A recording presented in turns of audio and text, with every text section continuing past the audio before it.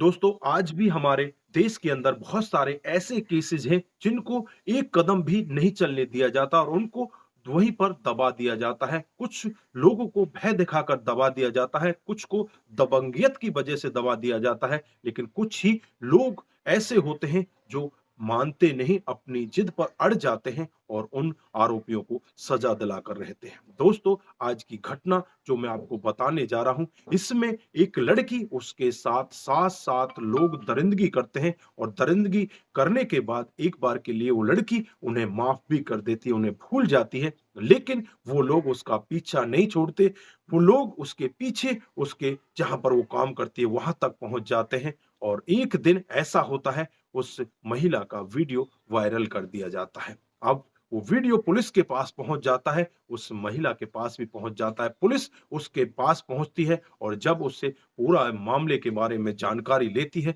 तो एक ऐसा चौंकाने वाला सत्य वहां पर दिखाई देता है। वो महिला फिर ठान लेती है कि मैं इन लोगों को अब नहीं बख्शने वाली, मैं इन लोगों को फांसी के फंदे तक ही पहुंचाकर दम लूंगी।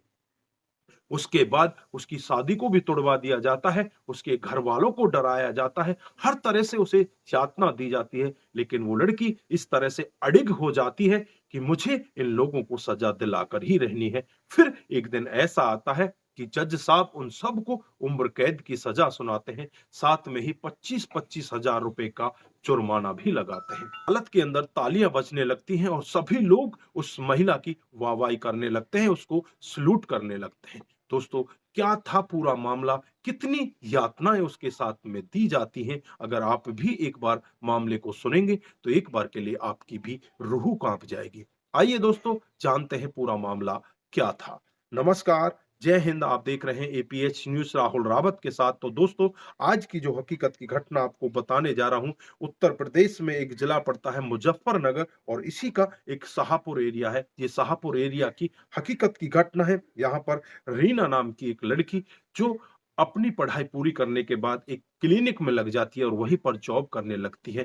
दिन का वाकया होता है जब रीना अपने एक साथी के साथ बाइक पर बैठकर बेगराजपुर की तरफ जा रही होती है, तभी रास्ते में 3 बाइक सवार उसके सामने आ जाते हैं और उनकी बाइक को रोक लिया जाता है। वो जगह जंगल की होती है, वहां पर रोकने के बाद उस लड़के के साथ मारपीट की जाती है। उस लड़के को पहले तो वहां से भगा दिया जाता है, फिर इस लड़की रीना को जंगल की गहराइयों में खींच कर ले जाया जाता है।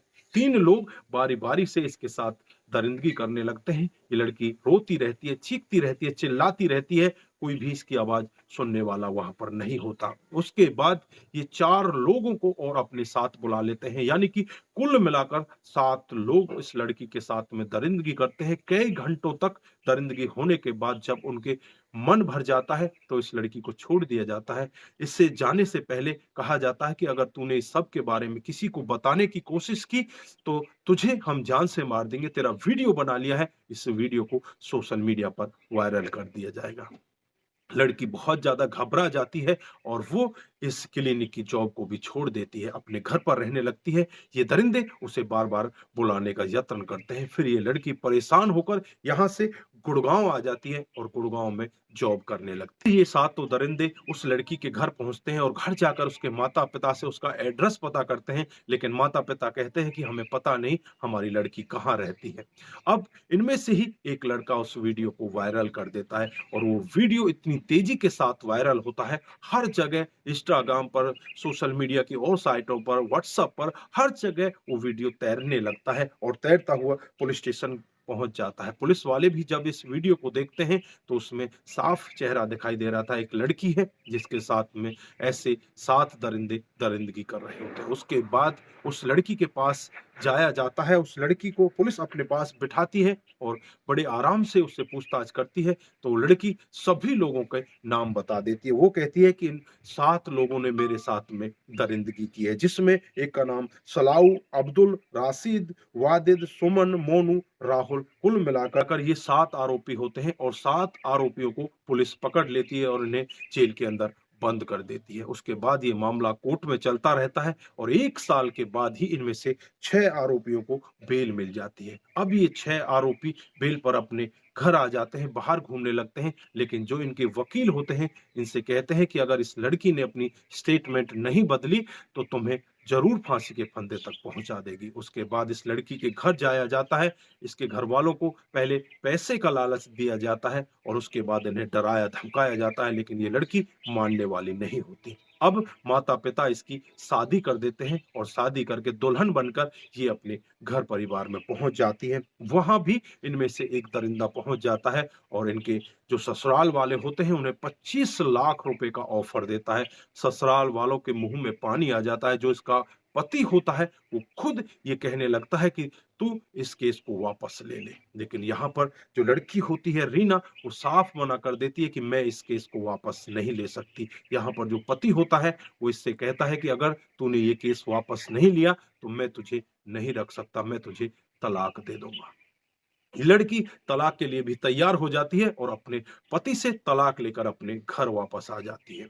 अब जो दरिंदे होते हैं इनके मंसूबे और ज्यादा बढ़ जाते हैं। इस लड़की के घर पहुंचते हैं, इन्हें डराया जाता है, धमकाया जाता है, इनका घर से निकलना दुर्लभ कर दिया जाता है, लेकिन ये लड़की मानने वाली नहीं होती। कोर्ट में लगातार पेशी चलती रहती है, लगातार केस आगे बढ़ता रहता है और साल 2017 आ जाता है। 31 जुलाई 2017 को जज साहब इस केस का फैसला सुनाते हैं। 7 आरोपी सामने खड़े होते हैं और 7 आरोपियों की तरफ देखकर कहा जाता है कि तुम की सारी हदों को पार कर दिया, तुम तो हैवान हो, तुम शैतान हो, तुम्हें उम्र कैद की सजा सुनाई जाती है। साथ साथ 25,000 रुपए का आर्थिक दंड हर एक व्यक्ति को देना होगा, यानी कि 7 लोगों को 25,000 रुपए की राशि भी जमा करानी होगी। जब जज साहब ये पूरा फैसला सुनाते हैं तो कोर्ट के अंदर तालियां बजने लगती हैं। वकील साहब भी उस लड़की की तरफ देखकर ताली बजाने लगते हैं और कहने लगते हैं कि ऐसी बहादुर लड़की को हम सलूट करते हैं। और जो वहां पर बाहर पत्रकारों से बातचीत होती है तो लड़की यही कहती है कि मेरे साथ बहुत यातनाएं की गई, मुझे डराया गया, धमकाया गया, हर रास्ते पर कांटे बो दिए गए, यहाँ तक कि मेरी शादी भी टूट जाती है। लेकिन मैंने उसी दिन ठान लिया था कि मुझे इन दरिंदों को फांसी के फंदे तक पहुंचाना है और चाहे इसके लिए मुझे अपनी जान भी गंवानी पड़े। आज मैं इस सब में कामयाब हो जाती हूँ और ये सब हुआ क्यों? क्योंकि मैंने एक दृढ़ निश्चय किया। बहुत सारी बहनें हमारी ऐसी होती हैं जो इस तरह के केस उनके साथ हो जाते हैं तो वो इस तरह के केसों को चुप दबा लिया करती हैं या वापस ले लिया करती हैं। वो डर की वजह से, अपनी बदनामी की वजह से, घर वालों की डर की वजह से। वो लड़की एक चीज और कहना चाहती है, वो कहती है कि मैं उन सभी बहनों से कहना चाहती हूँ, किसी से डरने की जरूरत नहीं है। अगर तुम्हारे साथ कुछ गलत हो रहा है तो तुम्हें उसका खुलकर विरोध करना चाहिए और अपने आप पर, कानून पर इतना भरोसा रखना चाहिए कि इन सबको हम सजा दिला सकें। आज मैंने ये करके दिखाया है, हर बेटी भारत की ये सब करके दिखा सकती है जिसके साथ भी अन्याय हो रहा है। दोस्तों वहां पर भी लोग बाग तालियां बजाने लगते हैं और उस लड़की को सल्यूट करने लगते हैं। यहाँ पर आप क्या कहना चाहते हैं? आपकी जो भी राय है एक बार कमेंट बॉक्स में जरूर दीजिएगा। दोस्तों जाते जाते हम भी उस ब्रेव लड़की को एक बार सल्यूट करना चाहते हैं और कहना चाहते हैं कि अगर किसी के साथ में भी कुछ गलत हो रहा है तो वो अपने आप के अपने भीतर अंदर दबाने की कोशिश ना करे, उसे उजागर करे, लोगों के सामने लेकर आए।